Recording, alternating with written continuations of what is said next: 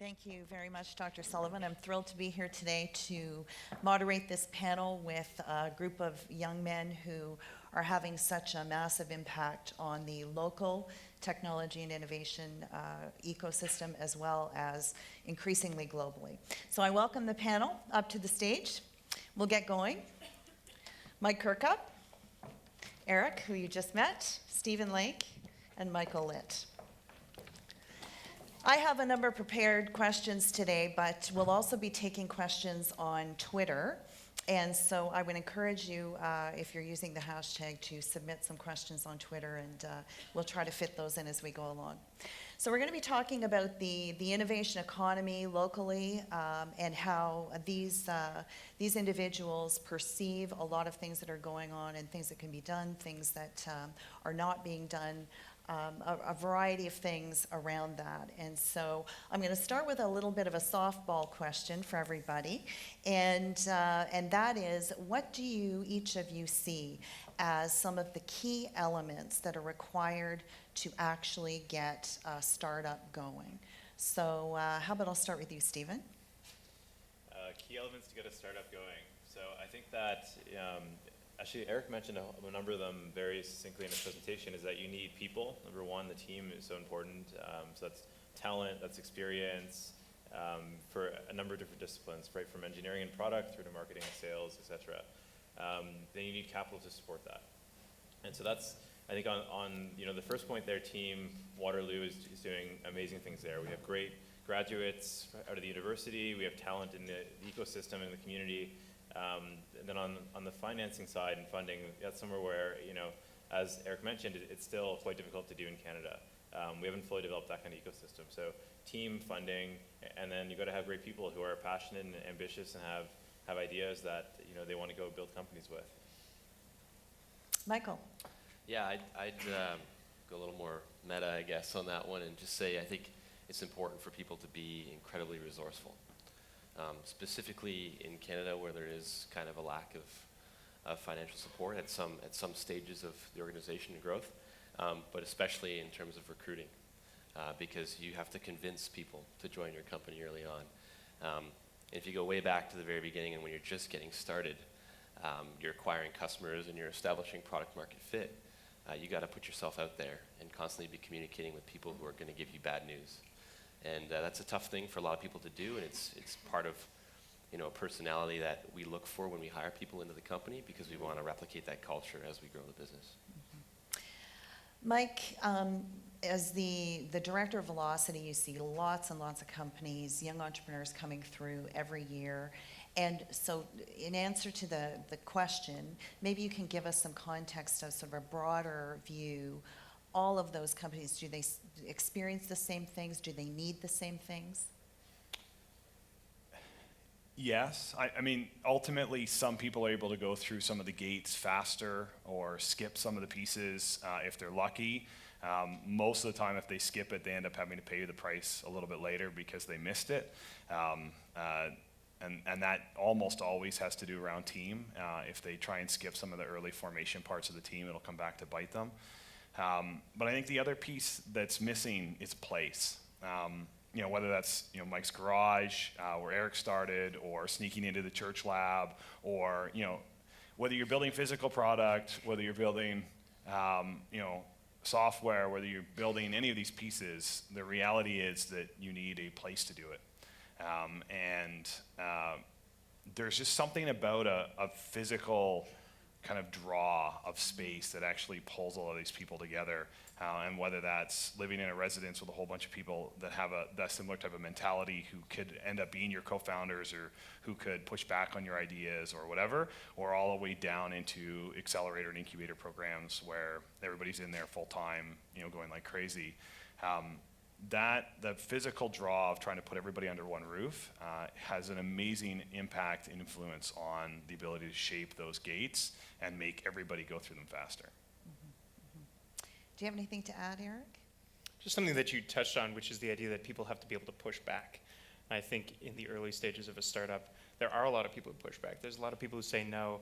And I think one of the elements of the company that I like quite a bit, our company, is the idea of constructive criticism, that people can disagree, they can have different set of opinions and ideas.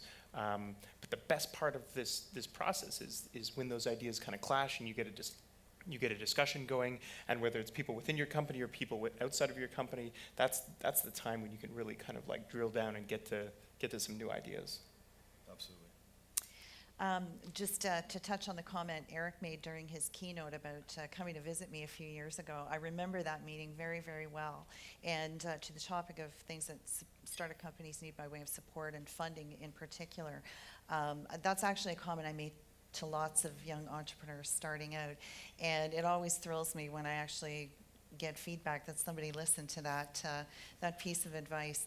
But I do remember, just a short story, I do remember thinking when Eric displayed to me what he was thinking of, and it was very much in the prototype phase at the time, what an ambitious idea that was in terms of hardware. Because for many of you, 5 years ago, you'll know that it was the age of Twitter coming up and Facebook was taking off and everything was about online social. And so for a young entrepreneur to have an idea around hardware and software that went with hardware was pretty different at the time. And I remember thinking that Eric would have a tough road to hoe. But I'm thrilled that they've had such tremendous success so far. So that kind of leads me to the second question, which is, what are the sort of the opposite of the first question? What are the barriers that Canadian companies in particular experience with respect to getting traction and getting going? What are some of those critical barriers that we face in our environment? So not just from a startup perspective, but then sort of expand that from a Canadian perspective. Michael, do you want to? Yeah, so I was just thinking about the first question, how that would relate. And Eric and I lived in the same house together up the street. And that's eventually where, I guess, Eric started building the first version of the watch using labor from the high school up the street, actually, interestingly enough. And at that time, I was working on a blog for Cypress Semiconductor where I was taking apart devices and IDing, and I would often use his equipment to take these devices apart. And Eric went to Y Combinator and shared his experience because I had been so close to that. And Vidyard was, still an apple in our eye, but he kind of put the motions in place and drove the experience that we referenced. And I was thinking that without Eric going through YC, without access to that experience and that network, as he's communicated, we probably wouldn't have taken that path. And I think that's one of the problems with Canadians and startup technologies is that as a SaaS business, kind of in this modern world of software as a service, there's not a ton of people that I can go to within Canada for reference or expertise to help me grow the team. And so my network is inherently in Silicon Valley. And I always think about the analogy of Waterloo has a ladder that's about this long and has a ton of rungs, and it's very easy to meet people to climb to the top of that ladder. But Silicon Valley's ladder is yay big, and there's no rungs on that bottom section, and you need someone to leapfrog you to that bottom of the ladder to start climbing it. And that's what Y Combinator was for us, and that's what the network in the Valley is, and that's kind of our go-to for building the business. So unless you can do that as a Canadian startup, it's difficult to get the experience required to take those next few steps. That was a long-winded approach, but hopefully it made sense. Eric, do you have anything to add to that, given that you're now in the Valley? Yeah, I would say that I was talking a little bit about unconventional methods. I would probably use unconventional methods in trying to build that network. I mean, one of the hardest problems I think a startup founder has is how do you spend your time? And there's networking events, there's the opportunity to take meetings and to meet people. There was a funny post on Twitter. It was some guy searching his email for the phrase "grab a coffee," and it came up like 10,000 times in his email. And I was just thinking about how as an entrepreneur do you make a decision? Do I grab this coffee or do I not grab this coffee? And it's actually a pretty difficult decision. I mean, meeting people versus focusing and putting your head down on building something. What I just wanted to add is that, yeah, it's something that you personally have to get good at, because building your network does come through grabbing these coffees sometimes. And then other times it comes through just building something and then people come to you.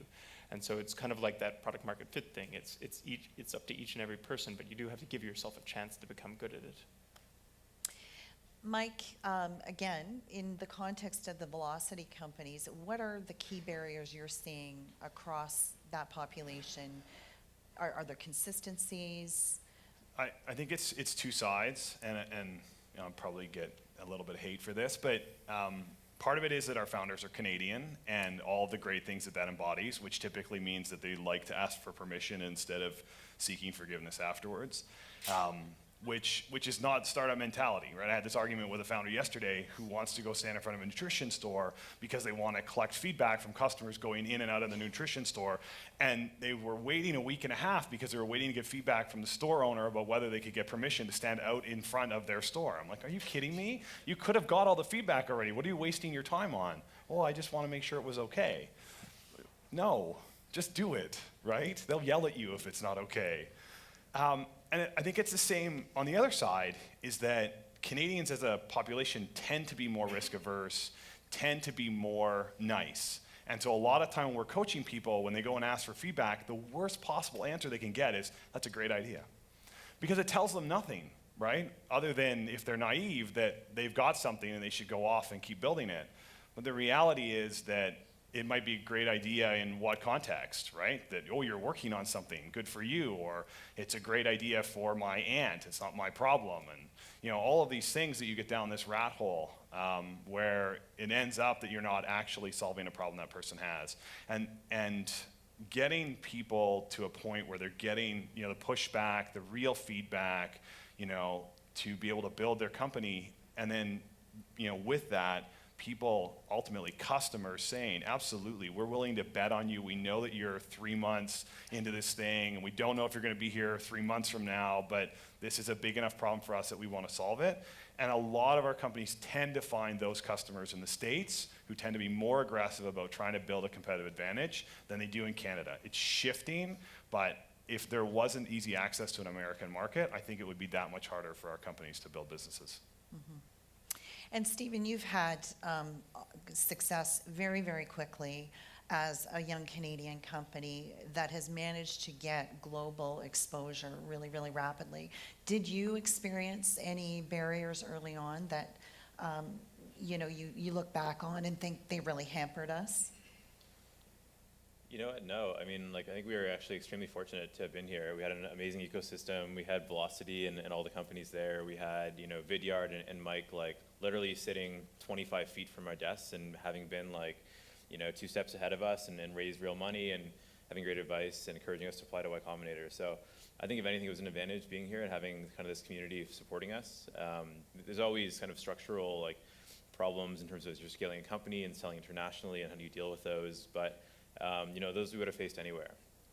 And we were fortunate enough that on the capital side, because that is one area where Canada is problematic, we were able to go to the US and find great investors there and then keep the company here and keep growing it here in town. And so, you know, I'd say we're actually extremely fortunate to have been here. Super. Well, we do have a question on Twitter, so we'll turn to that. And so the question is, at Michael Litt and the panel, what wearables do you wear? And what are the one you're looking forward to when it's released? So there's tons and tons of stuff, as you all know, coming out, that's out or coming out. And so what would be your number one, besides the Pebble, Eric?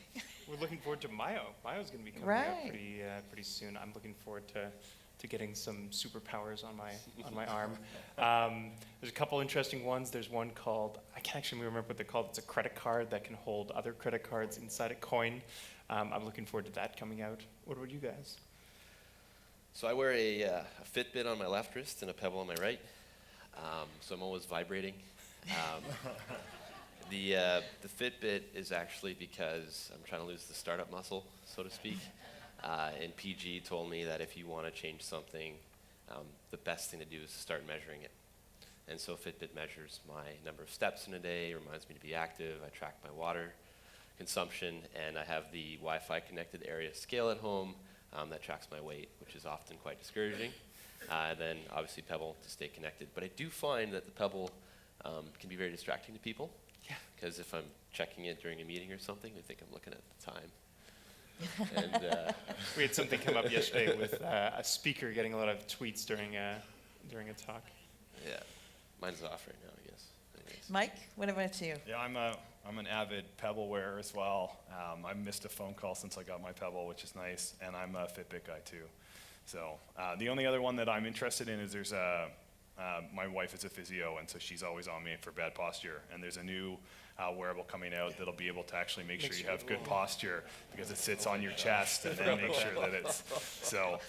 And then, I mean, the reality is I think that we're on the cusp of some really cool stuff in being able to analyze what's actually happening in your brain. I don't know what I'm going to use any of those things for. I'm not actually sure I want to know what goes on in my brain, but you know, there's some really interesting stuff that I think will come out over the next year or two on that front too. Mm-hmm.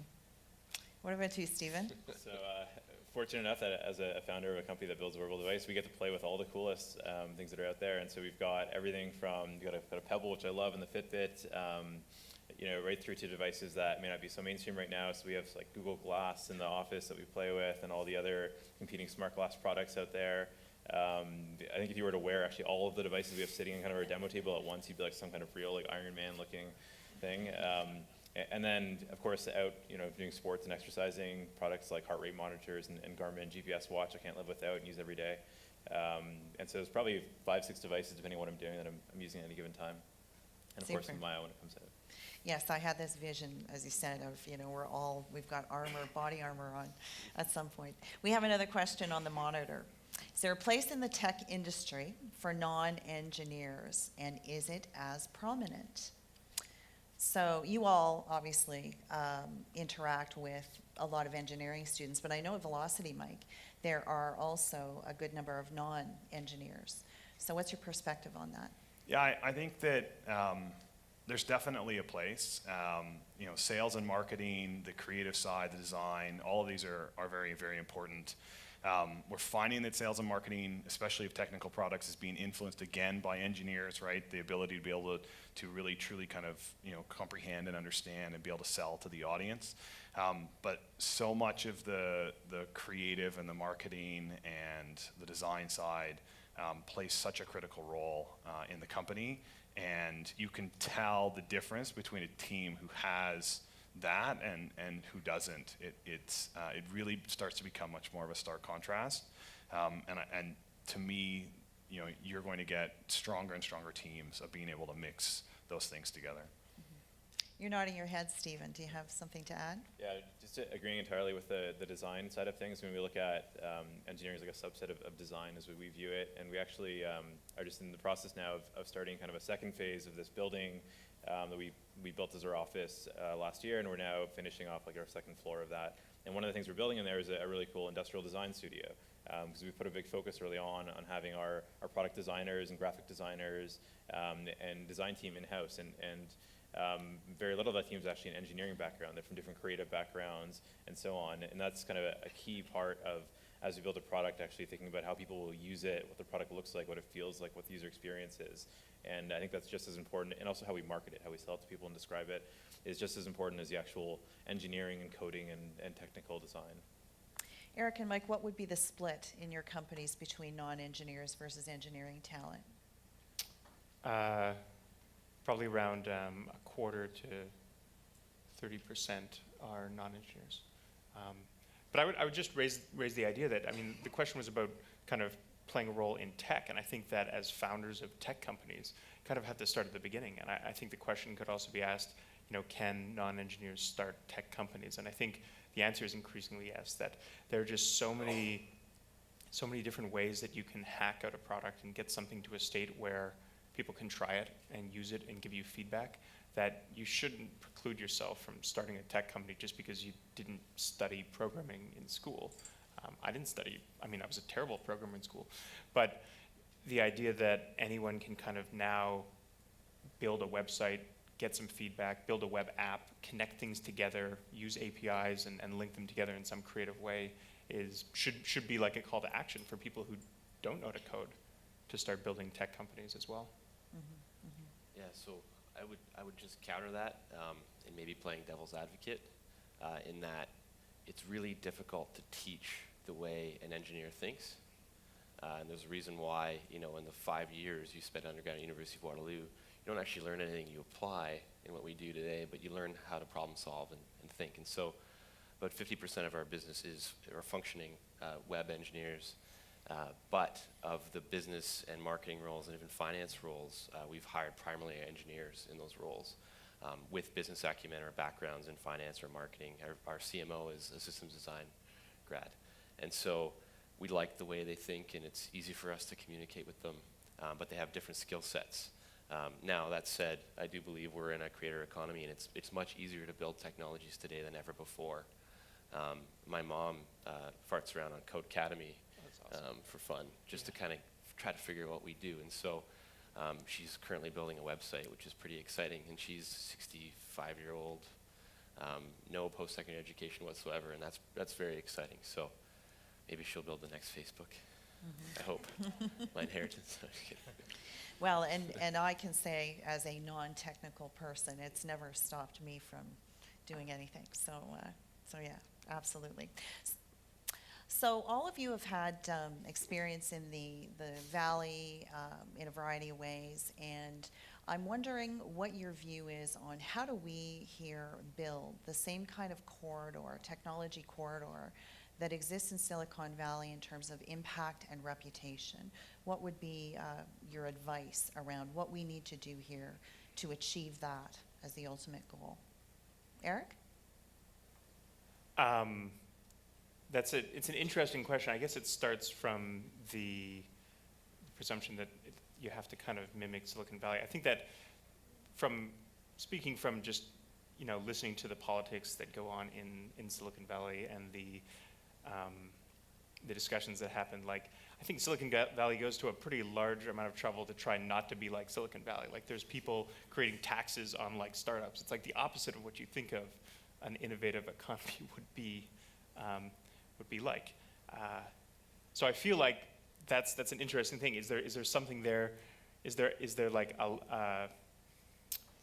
the idea that Silicon Valley is really built by the people and the companies and the traditions and the engineers and the people who are building the companies, rather than some top down, let's try to build this structure and see how we can have successful companies. So I think that probably the best thing to do would just be to keep building companies, building products, and continuing to kind of create what you think needs to exist.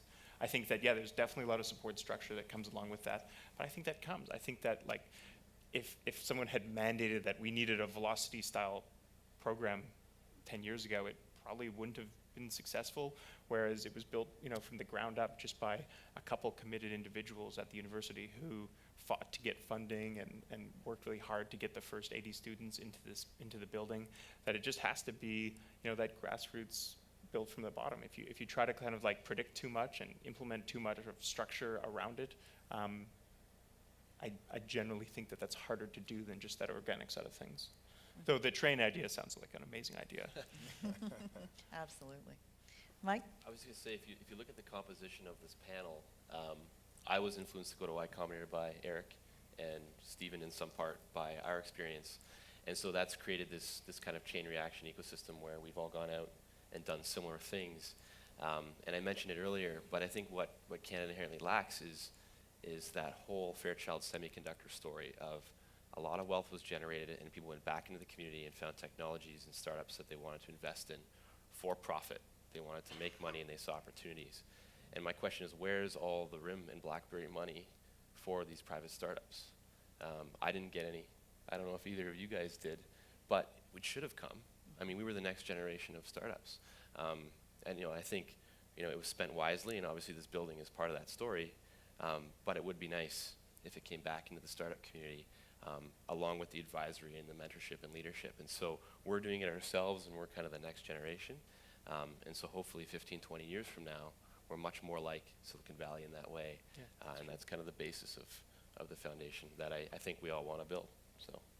I completely agree with that. I think, the example that's often touted is the PayPal mafia and all of those 10 or 15 guys who use their wealth to seed so much of the activity that goes on in the Valley now. So I completely agree with that. And they're not doing it from the good of their hearts. They're doing it to make money. That's right. It's a big difference, I think.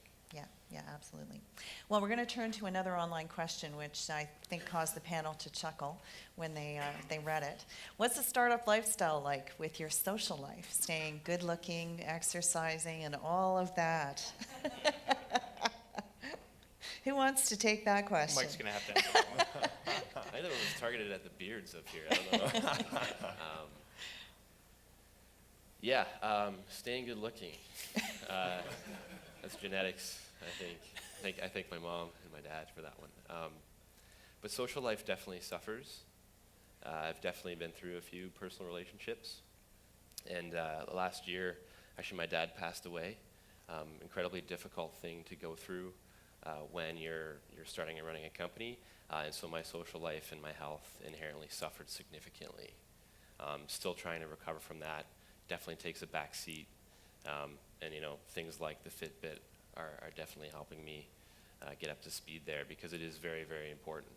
I think Stephen Lake's a good one to ask, because he's still incredibly active, incredible athlete. I think it's work-life balance, but I'll maybe pass it over. Yeah, I can't speak to the good-looking part, but in terms of balance when running a startup, it's you work hard. It's long hours for sure. It's not easy, but you've got to have some balance. You can't just do it 24 hours a day for years on end.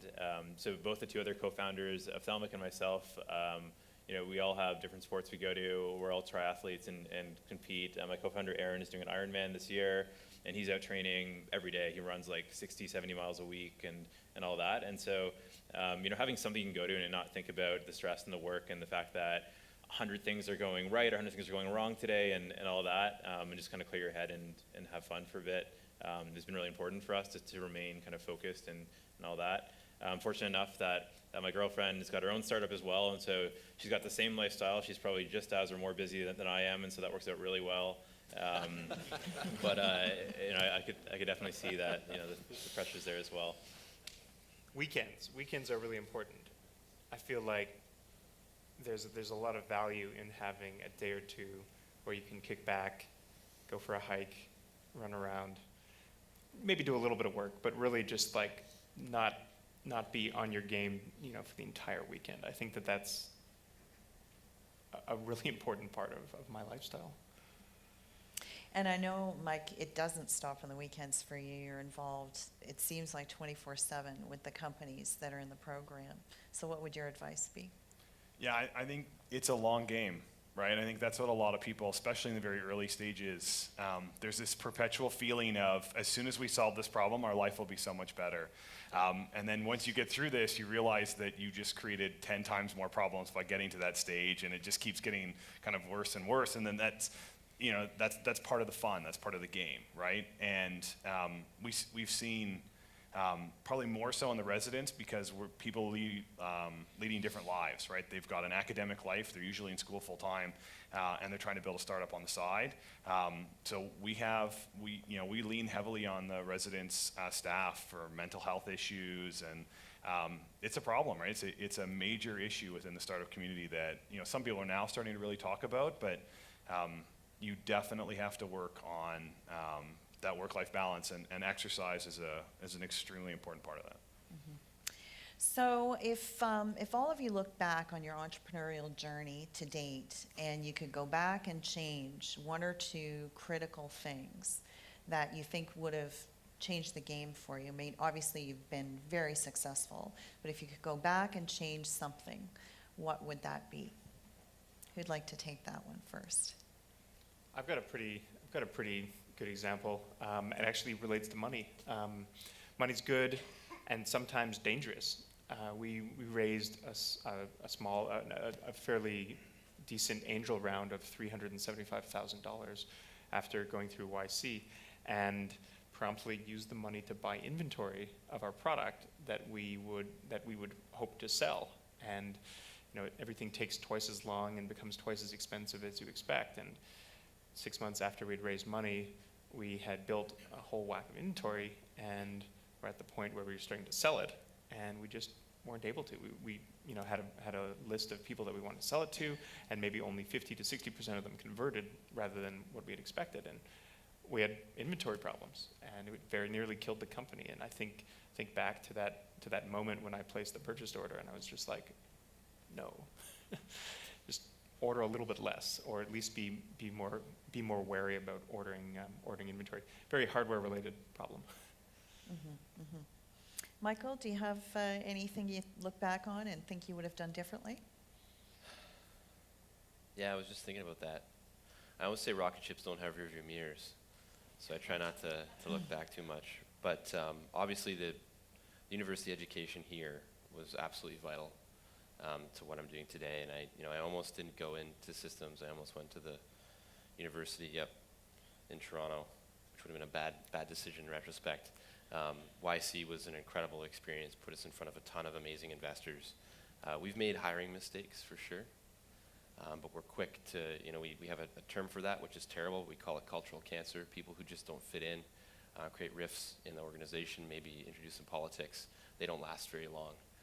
And that's something that we learned from a very, very early stage, to the point where we actually had a co-founder that we had to remove from the business. Very difficult thing to go through, but in retrospect was one of the smartest things we could have done to increase the velocity of the organization. So yeah, we could probably sit down for hours and talk about all the things, but I think it's people is the most important thing that we've tried to get right. Anything other than that, Stephen, that you've gone through? No, the same thing. I mean, I can't really think of a time when saying, like, knowing what I know now, if I was sitting back there a year ago, I would have made a different decision. I've made tons of mistakes and will continue to make a bunch of mistakes, but you can't always know beforehand, even with perfect knowledge of what those mistakes will be. Hiring decisions are a bunch of them, and they might have seemed like the right idea at the time, and I think the most important part is just learning when you made a mistake and correcting it and moving forward. So wouldn't really look back and say, would have done something differently then, but we definitely made mistakes, and we'll just continue to try and react accordingly. Yeah, and I could actually, even further that and say that a lot of the mistakes that we made early ended up working out really well for us. So our naivety was almost a strength. Really good example of this is we were working on a deal with Salesforce, large organization out of San Francisco. They're now our largest customer. They pay us almost $1 million a year for the software, and we lost the deal. And in anger, I emailed Mark Benioff. And he responded and sent the email to the CFO, the head of corp dev, the CMO, and it created this literal shitstorm where everybody we had contact with said, why in God's name would you email Benioff? But the company they chose failed the security tests and failed in procurement, and then because I had created such a ruckus inside the org, the deal came back to us. Knowing what I know now, I probably wouldn't have done that because I kind of know Benioff a little bit, and he's probably a little irked by that email, but naivety is such a strength early on. So, Wow, that was pretty bold. Not sure I would do that, but well, we're out of time. One final question, really quick question for those of you who want to answer. What do you think is the responsibility, if there is one, of government to support early stage activity in Canada? Is there a responsibility? How would they get an ROI? If there is a responsibility? My short answer is irrational capital. So Ted Livingston in the video last night at the Startup Community Film said it perfectly, that if you're a banker and you look at investing in startups, every time you walk away because you just can't get to an ROI. Founders get it, they're willing to put the money out there. Angels get it because they know 1 out of 10 or 2 out of 10 are going to make it. But government is such a great supplement to that, to de-risk part of that process, to be able to leverage it a little bit more. And you see that in other parts of Canada where the density of founders is smaller. So, I have colleagues who are building companies in Halifax right now, and the amount of leverage they get if they get some investor money is they can get 3 to 1 on that, which is crazy, but it's what the Atlantic Canada and the federal government are trying really hard to build a startup community out there. So, One other response, if anybody has one? I think there's so right now we're going through this thing where, we're a marketing platform, and obviously we do a lot of email marketing, and that creates our funnel and our customer base. And there's this new thing called CASL, which some people might have heard of, and it's essentially a law that is going to restrict us from email marketing, essentially spamming to an extent, our Canadian customers. And so our American competitors can email Canadians. We can email Americans, but we can't email Canadians. So unless we set up a shell corp in the States that all the email transaction come from, we're going to be severely crippled, so to speak, on our ability to target the Canadian market. And as such, it's only 10% of our customer base, but stuff like that it feels so much like kind of suck and blow, to use a weird analogy. And I think the government needs to, spend more time with our companies and think about the competitive pressures from the South. And I mean, that's ultimately what we're fighting against, right? We're building companies here because there are all these benefits, but we can't be restricted in our activities with respect to what people south of the border are able to do. And I think that's a big role that government can play, and I think that's a bridge that Communitech gaps for us, and maybe a bridge that the university can as well. So. Terrific segue, actually. So we're out of time. Thank you very much. I want to please join me in thanking the panelists for their awesome remarks.